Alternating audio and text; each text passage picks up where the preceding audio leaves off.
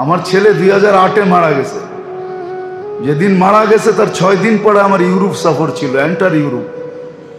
আমার ভিসার জন্য আমি জার্মানি এমবেসিতে গেছি, তো আমার লঙ্গি পড়া, কেন ছেলে মারা গেছে 6-7 বছর, যাকে নিয়ে চিকিৎসা করছি জানেন তো আপনারা, বাংলাদেশে ব্যাংককে। প্রথম ছেলে, মনটাও ভালো ছিল না, থাকে কি করা। তা আমার লুঙ্গি পড়া ছিল, পানের ডাব্বা হাতে ছিল, আমি পান খাইতেছিলাম, জামায় বুতামও ভালো মতো লাগানো ছিল না। আমি যখন জার্মানি এমবেসিতে ঢুকি, তো যারা বৈশা আছে ভিসার জন্য সবাই আমার দেখা খিলখিলায় হাসা দিছে যে দেখো মোল্লা এসে, চেহারার অবস্থা কি, এ আসছে জার্মানির ভিসা নিতে, তাও সেনজিন।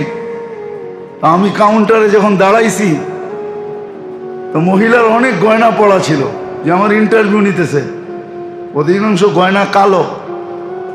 তা আমাকে জিজ্ঞেস করতেছে কি করো, আমি কি ব্যবসা, কি ব্যবসা, এই ব্যবসা। আমার গয়নাগুলা কালো হয়ে যায় কেন? আমি বললাম তুমি পারফিউম বেশি ব্যবহার করো, তো স্প্রের কারণে গয়না কালো হয়ে গেছে। আমিগুলো হোয়াইট করবো কি দিয়ে, পরিষ্কার করবো কি দিয়ে? আমার কারখানায় আসো, এত দূর যাওয়া তো সম্ভব না, তুমি ঘরোয়াভাবে বলো। আমি বললাম যে ঘরোয়াভাবে এইভাবে তুমি পরিষ্কার করতে পারো। আমি দেখতেছি সে ভিসা প্রিন্ট করতেছে। তা আমাকে বললো যে এত টাকা দাও, দিলাম। কয় বহ তুমি এখানে। বসলাম, আধা ঘন্টা পরে পাসপোর্ট দিল, আমি খুলে দেখলাম যে হ্যাঁ ভিসা হয়ে গেছে। এখন সবাই সবার মুখ দেখা দেখি করতেছে যে মোল্লা কর্তিকা হয়তো বিশাল হয়ে গেল, আমরা তো ঘন্টার পর ঘন্টা বয়ে দিছি, কেউ তো ডাকেই না। এমন বেশভূষা নিয়ে গেছে, মনে হয় যে উনি বিলকুল এন্টার ইউরোপিয়ান হয়ে আসছে, মানে দেখলেই তাকে ভিসা দিতে হবে, কেননা সে ইউরোপিয়ান স্টাইলে আসছে, নারী বলেন আর পুরুষ বলেন। আমি ওইখানে বসে একটা পান খেলাম, মুসকি একটা হাসি দিলাম, বাইরে চলে আসলাম। বলে চাবি এইখানে না, চাবি ওইখানে। চাবি এইখানে না, চাবি তো কোথায়? ওইখানে। আরেকটা প্রশ্ন করছিল, তুমি এত দেশ ঘুরছো, তুমি জার্মানি এখন কেন যাবে? প্রয়োজন ছিল না, এখন প্রয়োজন হয়েছে, এই জন্য যেতেছি। তা আল্লাহ তো দেখাইছে এরকম, তা দিছে নেয়ামত বলতেছে। আমার দ্বিতীয়বার আমেরিকার ভিসা শাটডাউনে লাগছে, যে সময় এমবেসি বন্ধ ছিল, কারো ভিসা লাগে নাই। আমাকে বলছে ড্রপ বক্সে দাও, দিছি ড্রপ বক্সে। 7 দিন পরে ফোন দিছে, নিয়ে যাও পাসপোর্ট। এমবেসি শাটডাউন চলতেছে, আমি কি করে আসবো? তো বলছে তুমি অপেক্ষা করো, আমরা বাসায় পাঠাইতেছি। শাটডাউনের ভিতরে আমি আমেরিকায় গেছি। চাবি ওইখানে, এইখানে না। যিনি আমাদেরকে একটা স্টাইল দিছেন, যার সুপারিশ ছাড়া পার হওয়া যাবে না, যিনি পক্ষে হওয়া ছাড়া আগে যাওয়া যাবে না, এটা যখন বুঝি, স্বীকার করি, তারপরও মানি না, তারপরও মানে না, রসুলের তরিকা মানে না, সুন্নত মানে না, স্টাইল মানে না, লাইফ স্টাইল মানে না, বিজাতির স্টাইল মানে, ওটাই বিশ্বাসী, আল্লাহ রসুলেরটাই বিশ্বাসী না। ও মেরে দোস্ত, আমাদেরকে বুঝাইতে হবে না, আমরা তো দুনিয়া ঘুরা শেষ করে ফেলছি। আমরা তো রসুলের স্টাইলে কি রাখা আছে এটা আমরা দেখা ফেলছি, চোখে দেখছি, কিতাব পড়া না। আমাকে বুঝাইতে হবে না, আল্লাহর মেহেরবানি সুম্মা, এটা আল্লাহর এহসান, দয়া। অহংকার করে বলতেছি না, সারা দুনিয়া ঘুরা দেখা ফেলছি আল্লাহর রসুলের স্টাইল কতটুকু মানুষের কাছে প্রিয়, আর এটার ভিতরে কতটুকু ইজ্জত আর সম্মান, আর এটার ভিতরে কতটুকু কি রাখা আছে, এটা আমি চোখে দেখছি, চোখে, কিতাব পড়ে না। কিতাবটা তো রেখেই দিলাম, চোখে দেখছি। এই জন্য আমি কখনো কখনো বড় বড় মজমায় বলি যে আমরা গায়ের স্টাইল ব্যবহার করি, বিজাতিদের স্টাইল ব্যবহার করি, ওটায় যতটুকু ইজ্জত না পাইছে, আমার টুপি যতটুকু ইজ্জত পাইছে, এতটুকু ইজ্জত কারো কোনো পোশাকও পায় নাই আজ পর্যন্ত। চ্যালেঞ্জ আমার সাথে। জোর সাফারি দেখা কেউ বলছে তোমার পোশাকটা বড় সুন্দর, একদিন না, 2 দিন না, 100বার টুপি হাতে নিয়ে বলছে your cap is very nice. তো টুপি এত সুন্দর কি লেগে? আমি তো ঘুরে বলতেছি, আমি না যাইতাম দুনিয়ায়, নয়া বাজার আর শাহজাদা মিয়ালেন থাকতাম তাইলে তো বসতাম। আল্লাহ তো আমাকে নয়া বাজার আর শাহজাদা মিয়ালেন রাখেন নাই, ঢাকা শহর আর বাংলাদেশ রাখেন নাই। দুনিয়ার এরকম কোনো জায়গা নেই যেখানে না ঘুরছি। খুব কম জায়গা আছে দুনিয়া উন্নত যেগুলাকে বলে, যেগুলাকে স্টাইলকে মানুষ ফলো করে, যাদের স্টাইল মানুষ ফলো করে, ওরকম জায়গা তো কম, দুই একটা হয়তো হাতের করে রয়ে গেছে। বেঁচে থাকলে মনে হয় আল্লাহ ওগুলা তো নেওয়া যাবে, আশা রাখি। আমি তো দেখছি আল্লাহ রসুলের স্টাইল কত মানুষের কাছে প্রিয়, কত দামি, কত মানুষ এটাকে পছন্দ করে, কত ভালো জানে, কত ভালো জানে। বললে তো বলবেন অহংকার হয়ে গেছে। দুনিয়ার কোনো এয়ারপোর্টে আজ পর্যন্ত 2 মিনিটের বেশি দাঁড় করায় নেই, কিন্তু পাশে দেখছি, চিনি নাম বলবো না, ঘন্টার পর ঘন্টা খাড়া করে রাখছে, ঘন্টার পর ঘন্টা দাঁড় করে রয়েছে, দাঁড়ায় রয়েছে, বড় বড় পদস্থ। বাহিরে বলছে মুফতি সাহেব এত তাড়াতাড়ি কেমনে বাইরে এলেন, আপনাকে কি জিজ্ঞাসা করছে? আমি কিচ্ছু না। বাইরে এলেন কি কইরা? মনে মনে এটাই ভাবছি, কিছু না, নবীর স্টাইলের কারণে ছেড়া দিছে। আমি তো ইংরাজিও জানি না, 2টা বললে 3টা বলতে পারবো না। নবীর স্টাইল, নবীর জিন্দগির কারণে, বেশভূষার কারণে। কেননা চাবি তো ওর হাতে না, চাবি তো ওইখানে। হ্যাঁ, ইয়াফআলু মা ইয়াশা, যা মনে চায় তা করে। চাবি ঘুরাইয়া দিছে, চাবি ঘুরাইয়া দিছে, ওইখান থেকে চাবি ঘুরে। আমার মনে আছে, আমার মনে আছে, কারগুজারি শুনাইতেছি আপনাদের। আমার ছেলে 2008-এ মারা গেছে।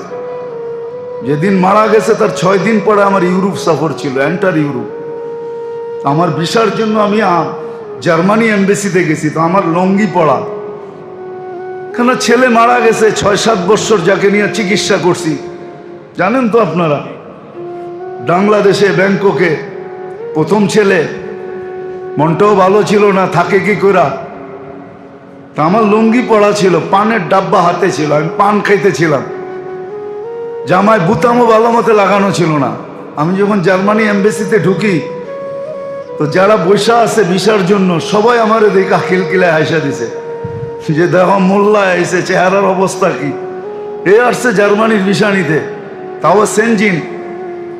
আমি কাউন্টারে যখন দাঁড়াইছি, তো মহিলার অনেক গয়না পড়া ছিল, যে আমার ইন্টারভিউ নিতেছে, অধিকাংশ গয়না কালো।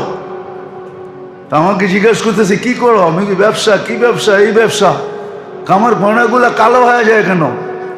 আমি বললাম তুমি পারফিউম বেশি ব্যবহার করো, তো স্প্রের কারণে গয়না কালো হয়ে গেছে। আমিগুলো হোয়াইট করবো কি দিয়ে, পরিষ্কার করবো কি দিয়ে? আমার কারখানায় আসো, এত দূর যাওয়ার তো সম্ভব না, তুমি ঘরোয়াভাবে বলো।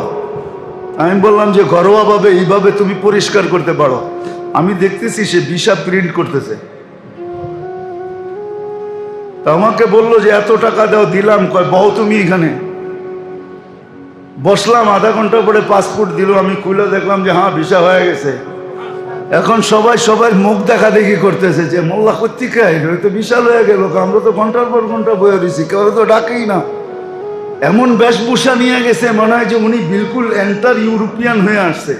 মানে দেখলেই তাকে ভিসা দিতে হবে, কেননা সে ইউরোপিয়ান স্টাইলে আসছে, নারী বলেন আর পুরুষ বলেন। আমি ওইখানে বসে একটা পান খেলাম, মুসকি একটা হাসি দিলাম, বাইরে চলে আসলাম। বলে চাবি এইখানে না, চাবি ওইখানে। চাবি এইখানে না, চাবি তো কোথায়? ওইখানে। আরেকটা প্রশ্ন করছিল, তুমি এত দেশ ঘুরছো, তুমি জার্মানি এখন কেন যাবে? প্রয়োজন ছিল না, এখন প্রয়োজন হয়েছে, এই জন্য যেতেছি। তা আল্লাহ তো দেখাইছে এরকম। তা হাদিসে নেয়ামত বলতেছে। আমার দ্বিতীয়বার আমেরিকার ভিসা শাটডাউনে লাগছে, যে সময় এমবেসি বন্ধ ছিল, কারো ভিসা লাগে নাই। আমাকে বলছে ড্রপ বক্সে দাও, দিছি ড্রপ বক্সে। 7 দিন পরে ফোন দিছে, নিয়ে যাও পাসপোর্ট। এমবেসি শাটডাউন চলতেছে, আমি কি করে আসবো? তো বলছে তুমি অপেক্ষা করো, আমরা বাসায় পাঠাইতেছি। শাটডাউনের ভিতরে আমি আমেরিকায় গেছি। চাবি ওইখানে, এইখানে না। তো যেটা বুঝাইতেছিলাম, আজকে আমরা বাহিরটা দেখি, ভিতরটা দেখি না, অথচ স্বীকার করি যে হায়াত আল্লাহর হাতে, মৌত আল্লাহর হাতে। একটা মুসলমান স্বীকার করে ওই আল্লাহ ডাকে যার হাতে হায়াত, যার হাতে মৌত, তারপরও গার ব্যাকা করে চলে যায়, মসজিদের দিকে আসে না। তো স্বীকার করে হায়াত আল্লাহর হাতে, মৌত আল্লাহর হাতে। চাইলে বাঁচাবে, না চাইলে সুস্থ ব্যক্তিকে জাগারটা জাগায় মারবে। হ্যাঁ, এটাও বলে দিছি, মৌত কারণ নিয়েই আসবে। কেননা মালাকুল মৌতের প্রশ্নের উত্তরে আল্লাহ এটাই বলছিলেন, সাজআলুল মৌতি সাবাবা, আমরা মৃত্যুর কারণ বানায় দিব। ইয়াযকুরু সাবাব ওয়া ইয়ানসাক, মানুষ সব কারণ নিয়ে আলোচনা করবে, তোমার নাম ভুলে কেউ উচ্চারণ করবে না। আজকে আমরা কারণ নিয়ে আলোচনা করি, কিন্তু মালাকুল মৌতের নাম কেউ নেয় না। যে উনি আয়সা নিয়ে গেছে, কিন্তু নিয়ে যায় উনি। তো যেটা বুঝাইতেছিলাম, বাহিরের দুশ্মন নিয়ে তো সারাদিন ভাবি যে কে আমার দুশ্মনী করে, কে আমার উপরে আঙ্গুল উঠায়, কিন্তু আমার ভিতরে যে আমার দুশ্মন বসা আছে। দুনিয়ার দুশ্মন তো 60-70 বছরের মেরে দোস্ত, ভালো মতে বোঝেন। 60-70 বছর ইহ জগতে আর কোনো এর আগে কোনো কাজ করার ক্ষমতা নাই, কিন্তু আমার ভিতরেরটা আমার চিরদিনের দুশ্মন। এগুলাকে শিখা চিনা উচিত যে আমার ভিতরে আমার দুশ্মন কে। আমি দুই একটা দেখায় দিতেছি। আজকে যে আল্লাহর হুকুম নবীর তরিকা মতো চলতে পারতেছি না, যেই নবী আমার জন্য সবকিছু করে গেলেন, চোখের পানি কোনোদিন শুকাইতে দিলেন না, রাত্রে কোনোদিন আরামে ঘুমাইলেন না, ভালো কোনোদিন খাইলেন না, ভালো কোনোদিন পড়লেন না, ময়দার রুটি পর্যন্ত টাচ করে দেখলেন না। আম্মাজান কোনো এক সময় আয়েশা রাদিয়াল্লাহু তাআলা আনহার সামনে ময়দার রুটি দেওয়া হয়েছিল। আম্মাজান চোখের পানি ছেড়া দিয়া সরায়া দিয়া বলছে, আল্লাহ রসুল কোনোদিন খায়া দেখে না, আমি খাই কি করে। অথচ যাকে আল্লাহ সমগ্র জগতের ভান্ডারের চাবি দিতে চাইছেন, ভান্ডার উঠায়া দিতে চাইছেন, উতিতু মাফাতিহাস সামাওয়াতি ওয়াল আরদ, হাদিসে আছে। আল্লাহ রসুল নিজে বলতেছেন, আমাকে সমগ্র ভান্ডারের চাবি দেওয়া হয়েছে, আমি নেই নেই। কিভাবে জীবনটা কাটাইতে পারতেন? নবুয়তি শেষ হয়ে যেত না, শ্রেষ্ঠত্ব শেষ হয়ে যেত না, কিচ্ছু হইতো না। সাইয়্যিদুল আউয়ালিন ওয়াল আখিরিন, সৃষ্টির সর্দার, শুধু আমাদের দিকে তাকায় নেন না, মক্কার পাহাড়গুলোকে সোনা বানায় দিতে চাইছে। জানেন তো না, আমরা বিশ্বাস করি না, দুনিয়া এখনো বিশ্বাস করে। চলেন আমি আপনাদেরকে দেখায় দিব মিডিয়ার থেকে বাহির করা। সৌদি আরবের কিছু পাহাড় এখনো দুনিয়া কিনতে চাইতেছে, এগুলো আমাদেরকে দিয়া দাও। বলছে কেন? বলছে তোমাদের নবীকে আল্লাহ এগুলা পাহাড় সোনা বানায় দিতে চাইছিলেন, এর নিচে কিছু একটা আছে, নাইলে আল্লাহ কেন বলবে? ওদের এতটুকু বিশ্বাস আছে, কিন্তু আমরা উম্মত হয়ে বিশ্বাস করি না, নবীর তরিকা মানতে চাই না। মানতে কিসে দেয় না আমাকে, এটাও আমি বুঝাইতে চাইতেছি। আমাদের বিবেকই আমাদের দুশ্মন, আমাদের বুদ্ধি আমাদের দুশ্মন, আমাদের মন আমাদের দুশ্মন, আমাদের বিদ্যা আমাদের দুশ্মন। এরকম অনেকগুলো আছে যেগুলো আমাদের দুশ্মন, আমাদের ভিতরেই আছে। আমার মন আমার দুশ্মন, আমার বিবেক আমার দুশ্মন, আমার বুদ্ধি আমার দুশ্মন, আমার বিদ্যা আমার দুশ্মন। সেই আমাকে বুঝাইতেছে, এটা সেটা বুঝাইতেছে, সেই আমাকে বুঝাইতেছে, পট্টি পড়াইতেছে, আমাকে নিয়ে খেলতেছে। যদিও এই চ্যানেলগুলা শয়তান ব্যবহার করতেছে, বললাম না ভিতরে চ্যানেল ফিট করা আছে, শয়তান এই চ্যানেলগুলা দিয়ে আমাদেরকে নিয়ে খেলতেছে। আবার শয়তান বলেও দিছে, বাচ্চার বল নিয়ে কি খেলা খেলে, আমি তোমাদেরকে এর চেয়ে বেশি খেলি। বাচ্চার বল নিয়ে কতটুক খেলে, ক্লান্ত হয়ে যায় এক সময়, বলের জায়গায় বলে পড়া থাকে, মাটিতে পড়ে ঘুমায়া থাকে, খেলনার জায়গায় খেলনা থাকে, সে মাটিতে পড়ে ঘুমাইয়া থাকে। আমি ঘুমাই না, আমার ঘুম নাই, আমার খাওয়া নাই, নাওয়া নাই, 24 ঘন্টা আমি তোমাদেরকে নিয়ে ফুটবলের মতো খেলতে থাকি।